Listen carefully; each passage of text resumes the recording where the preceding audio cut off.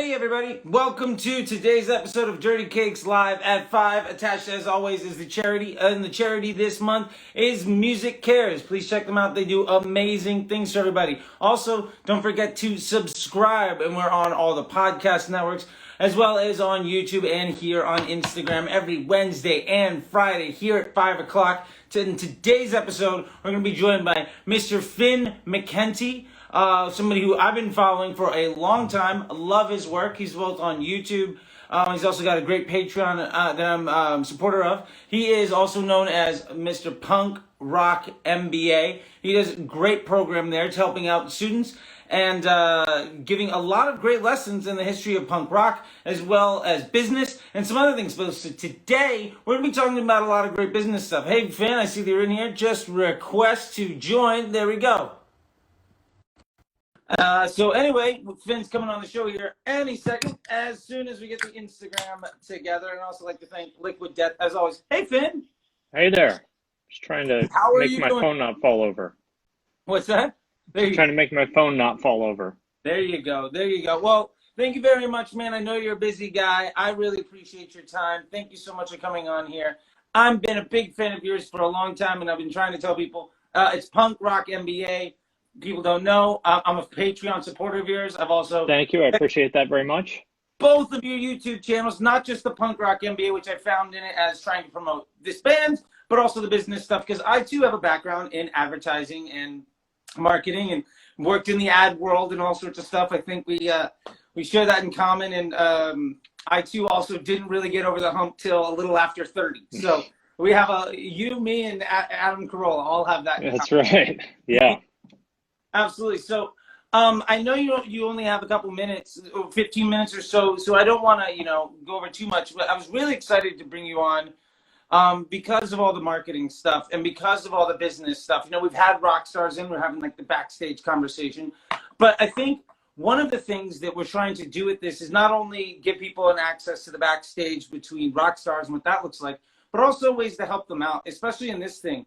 And, one of the things that I really like about what you do, yes, there's the Punk Rock MBA stuff, but also the business side, which you should check out the Punk Rock MBA. I thoroughly enjoy it. I remember I turned on about 20 of my friends by the Chad Band episode and then the tier ranking. Love that. But loving the business stuff. And not only, like, for instance, today I saw the episode on Instagram #game and actually joined Flick and all of those things. So I'm trying to take in the lessons. But one of the things that I would love to get your perspective on, just to kind of kick this off, is like accessible ways for musicians to get into this thing. Because right now we don't have an opportunity to be on stage. There's no tour for us anytime soon. And selling merchandise, there's only so many pictures of us from Cleveland in the t-shirt at the show that we can sell because we're not doing the show, so nobody sees it.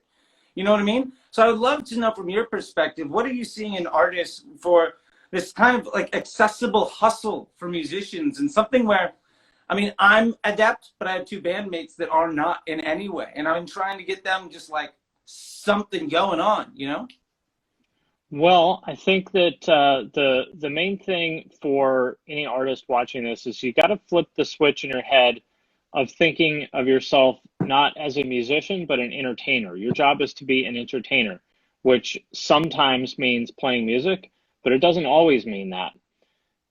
Maybe you wish it was 100% playing music, but that's just not an option now. So the question is, how do you build an audience and entertain them in a world in which you can't play live? And if you think about it from that perspective, I think it starts to kind of pretty quickly be apparent. If you're trying to entertain people, if you're watching this, you have everything you need to do that. You can make videos, you can make images, like you can be funny on Twitter, you can do stuff like this, like you can reach the whole world from this device. And again, like, just think of it like your job is to be an entertainer, not just a musician, because people call it the music industry, but it's really the entertainment industry. It's not the music industry. If you're a studio drummer, then you're in the music industry. You make music for a living. Nobody needs to know who you are to be a super successful, great, studio drummer. But if you're an artist, if you're a performer, then you're in the entertainment industry. So I think if you look at it that way, the specifics of tactically what every individual artist should do I don't know, that depends on them. But I think if you look at it that way, flip that switch, that's the start. And, if people are not, if people don't feel like they have the skills to do it, well, you can learn. I mean, Google is, if you're watching this, you have everything you need to learn any skill you can think of. Like MIT's entire, like, I don't know, first and second year curriculum or whatever is on YouTube. Like, you can go on there and you can learn like quantitative finance if you want. It's all out there. So I think the onus is on you to, think about this as an opportunity rather than focusing on really kind of a small thing. Also, for most bands, like, I don't mean to be a dick, but for most bands, it's not like you were playing to like 5,000 people, I mean, I understand if you're, I don't know, Imagine Dragons, this sucks because you're missing out on tens of millions of dollars. Sure. And all the people who work for you, and those guys are rich, they don't need it, but the people who work for them are not. And so I imagine they feel responsible for those people. I get it in their situation, but if you're like, a baby indie band where you're playing to, 20 people a night anyway, this doesn't really change anything. In fact, if anything, I would say that instead of spending 5 hours playing to, going to a show and loading in and playing to 20 people and stuff like that, if you spent that 5 hours making content, I think that would probably do a lot more for you than that show would have. Might not be as fun for you, but that's, that I can't help you with that. I totally agree with that. And I saw like, I think you had a video too about like how like alt rappers are really taking over the rock space and becoming influencers that produce music. And I've had a lot of conversations with people about that because, for instance, I mean, we do have friends. We had Greg Hetson from Circle Jerks on here. He's a good friend of mine. He's going to be at my wedding party. But like, they're supposed to go on tour. So there's all those crew guys, right? And so like I just did the Monsters of Rock like karaoke thing, right? And so half the guys there were just like, this is the only gig we have for the next 6 months. Right. So, I love that in the idea that many times I can tell people that it is music business, but it's also the entertainment business. And people are coming to you to provide something other than what they're getting in their daily life. And I think one of the things around that, now for us, we found, being an old marketing guy, I got way into black hat on Instagram a long time ago, just how we got 50,000 people and got verified and did all this stuff like years and years ago. And I think the game has really, really changed, and I'm trying to catch up with it, and keeping tuned with Gary Vee and all that. But I think one of the things that people are having issue with is finding like what their platform is. So for you, like, you really found that YouTube worked well for you. Do you have any advice for somebody? Because I've been trying to have a conversation with other folks to find what is the thing that makes the most sense for what they're doing. Because to be honest, like, Instagram is inaccessible for a lot of people. Or YouTube is too much work or something. Like, I think it's all it's tough for people to get into, knowing that there's a lot of people that want to do it, especially now they have the time in their hands to actually get it done. I mean, tough shit. You know what I mean? Like, you want people to pay attention to you on the internet in the world in which there's billions of other people who want the same thing. Yeah. Tough shit. Yeah, it's hard. It is hard. And yeah. I've been making content like professionally in the sense of like selling my content since I was 14. So I've been doing this for a very long time, and I'm not saying that to be like dad, like suck it up, tough shit. But I mean, I guess I kind of am to some extent. Like, it is hard. Like, there's no platform. I mean, I guess sort of TikTok, but there's no platform in which you just go get to do whatever you want and you'll be like showered with attention and praise and money. Like, that's not how the world works. So I would say they're all tough because, as I said, there's billions of people who all want your attention. So the way I would think about it is there's like a 3-part Venn diagram of what you are good at, what you are passionate about, and what the audience cares about. And in the middle of that, there's your opportunity. And as far as which platform works the best for you, think about the, inherent characteristics of each platform. What are your strengths? Like, if you are really good, like if you're really funny, Twitter might be good for you. If you're good at writing like one-liner zingers while you're in line at the grocery store, Twitter's great for that. If you are good at making like stupid skits, then TikTok might be good for you. If you are more interested or better at making long form content than YouTube, it just depends on your individual strengths. So I'd think about like that 3-part that three-part diagram. The one that I would say is probably not a good growth platform as a podcast. It's very, as of now, this I hope will change as Spotify starts to help solve this problem. But discoverability is very hard for podcasts. So if you put out a podcast without an existing following, it's just really, really hard for people to find it. So I wouldn't recommend that as a growth platform. But and Facebook, I would also not recommend. I know a lot of rock people are still into Facebook. I would say that that's pretty much, you should have one because why not? But I wouldn't put a lot of time into it. I would say like YouTube, TikTok, Instagram, Twitter, would be the good ones. That's where I would start. Yeah, I'll agree with that. I think our Facebook only exists, is this band, the Facebook only exists because there are people that sign checks and do deals, and for them, Facebook is like a dynamic version of a web page, and that's where they look. Right. What's the latest video? What's the latest press? Cool. If they can get it in 30 seconds, they're out. Yeah, you should have it because why not? Just have it mirror all the stuff you said, but it's not going to be a growth platform that's going to, build your following the way it was in 2012.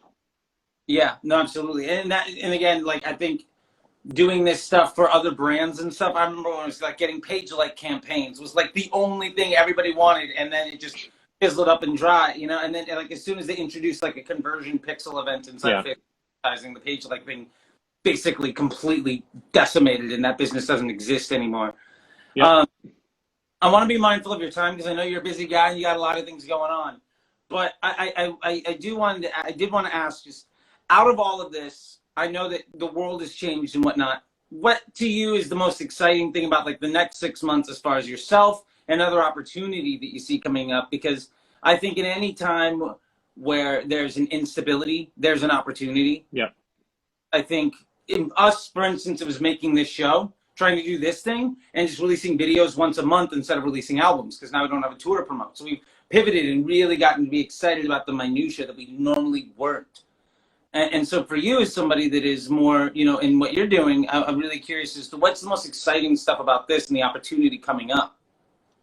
Well, I've worked from home for, a little over 3 years now, working on entirely remote internet businesses. So it doesn't really change anything for my day to day. I guess the part that feels like the biggest opportunity to me in general is that people are realizing that, and it sounds insane to say this in 2020, but I think people are realizing that maybe they should care a little bit more about social media and content marketing than they did before, because a lot of people were relying on things like in-person events and whatnot that just obviously don't exist anymore. And so in a world where you can't put on a conference or you can't have a agency mixer or something like that, how do you get people's attention? And so for me, specializing in social media and content, that's a good time for people to call me and go, oh yeah, that thing that we've been putting off for 3 years, maybe we should care about it now. So, that's how I look at it. Beyond that, I hope that I've kind of given up on this, but I was hoping that this would be a time for people to kind of reset and stop caring about some of the dumb bullshit that we all cared about so much in January that seems so silly now to care about. I was hoping that might be an opportunity for us to kind of step back and remind ourselves of what's important. But as usual, we've found a way to turn against each other anyway. Yeah, absolutely. And I mean, I'll say this about the craziness of the world. The #1 movie at the box office this year is going to be Bad Boys for Life. I think that says a lot. Yeah, that's. I didn't know that existed. That's a new Bad Boys movie? Third Bad Boys movie, 20 years later, Martin Lawrence, and so it's the return of the Jedi of Bad Boys, and #1 movie of 2020. If anything happens this year, that is at least something we can all understand that was the high point of cinema that was released worldwide. Well, poor Will Smith. He's had a tough year, so I hope at least that makes him feel a little bit better. Yeah. Well, hey, man, I know you're busy. I don't want to hold you up past this. I know you said you had about 15 minutes or so, and I really appreciate it. And I want to say, I'm subscribed on all your stuff. I'm in the Patreon. I really love what you're doing. I really appreciate it. And as a marketer that's in the music world for many, many years, before I was in bands, I was in radio and everything else. It's great to find other people that have somehow stumbled into this thing, and it's just following what you're doing and saying yes and being aggressive. I think has helped out a lot of people, and I appreciate the guidance that you've given. I will say this: our band is myself, and then two people. One, Becky Reck, who was in the Luna Chicks, so she toured the world in the late '80s, early '90s, and Rick Torres, who was in the English Beat for about 10 years. I will often use your content to try to explain to them what all the little words are at the end of an Instagram post. So even if it's just so my band can understand what it is that we're doing, I appreciate that. And then also the marketing stuff. Like I said, I was just watching the Instagram one today, and I really appreciate the transparency you bring, because I think unlike a Ty Lopez or Grant Cardone, you're extraordinarily upfront, and I appreciate it. Yes, but here's the thing I would leave everybody with. On that note, and I guess no, wait. In improv, you're supposed to say yes and. I said yes, but that's bad. That's bad improv. Yeah. Yes, and in addition to what you said, there's one thing in particular that I think is really important for people to think about, is to say yes to things. And in general, as you said, this is a shitty time for a lot of people, and let's not sugarcoat that. Like, a lot of people are getting kicked in the balls by life, and that sucks. And I genuinely feel for them. But that said, like, your only move is to look for the positive in this. That is your only move, no matter what. And in particular for musicians. And by the way, if to take a step back, as I said, if your biggest worry is that your hobby band isn't getting as much attention as you would like right now, that's not a bad place to be. So great luxury, absolutely. Yeah. So, maybe, it's good to remind ourselves of what's actually important, but to think about this as find an opportunity in this. And one thing that I'm going to make a video about on my second channel sometime in the near future is just like, there's so much cynicism, and I'm not directing this at you, but like that people automatically write off people like Ty Lopez and Grant Cardone, who are, Grant Cardone's crazy in a lot of ways, but he also, dude, he says so many brilliant things that like have inspired me to do what we're doing right now. I mean, you don't have to believe or listen to everything he says, and you shouldn't, but I would encourage everybody to look under rocks that you haven't looked under before. If you're getting all your information from, lyrics, or all your ideas from lyrics, why not go read The Secret? Check it out. I've never read it. I don't know, but there's hundreds of millions of people that love it. There's probably something in there. So, go look under rocks that you haven't looked under before for ideas and perspectives. And I think that you'll probably have some breakthrough moments from that. No, I totally agree. I mean, I remember like some light bulb moment came off for me was watching Gary Vee talking about audio search for Alexa devices a year and a half ago, right? I used to 2x speed the Gary Vee podcast the office, just getting through stuff. And I think one of the things that I like to do is find all the people that are talking about stuff, but just steal from the best. It's just like the same way you do anything else. And make 20 mistakes and hope one of them pays off. Because I'm going to be wrong 99 times out of 100. The point is, hopefully that one works. And then you just try those. Well, again, thank you very much, man. I know you're busy. I want to respect your time. I really appreciate it. So I'll see you on the internet and be watching your videos. Thank you. Appreciate the support. Thank you. Bye.